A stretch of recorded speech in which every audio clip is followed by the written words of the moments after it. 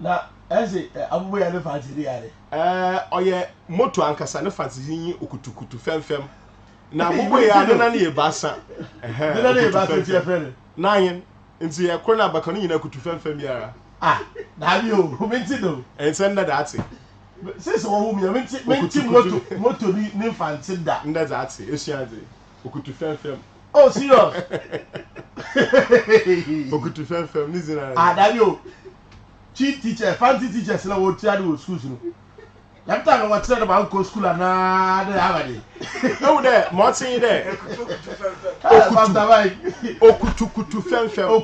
femfem if a ha pon for ha pin tama oye Rollins okay there was it left no car biara for right to right 1970 na Fante menu mu na ko ha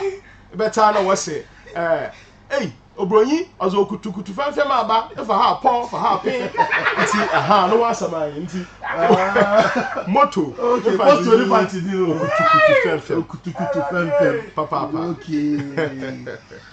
jam ka si ta kwa fem da hala di sia no woro okay motin there bi o ha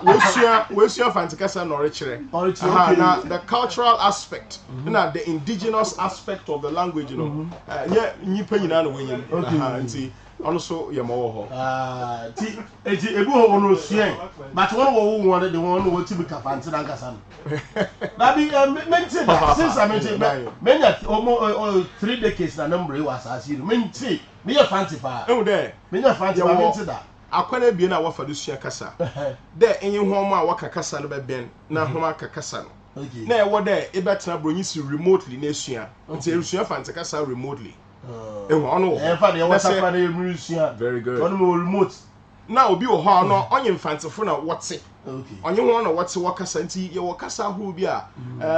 se enye ho emme ho a nti ono na wo ba kama beti na etum na woso za afra wo kasa nti motin nti Fante na ke no have Fante what no have Fante oh Fante papa say ko eja number 1 eja number 2 command abanze short pond ko wini banka ho enyo wini ba fra enyo won wo Fante na kasa the indigenous Fantes no abanze command na aze no no work and then motor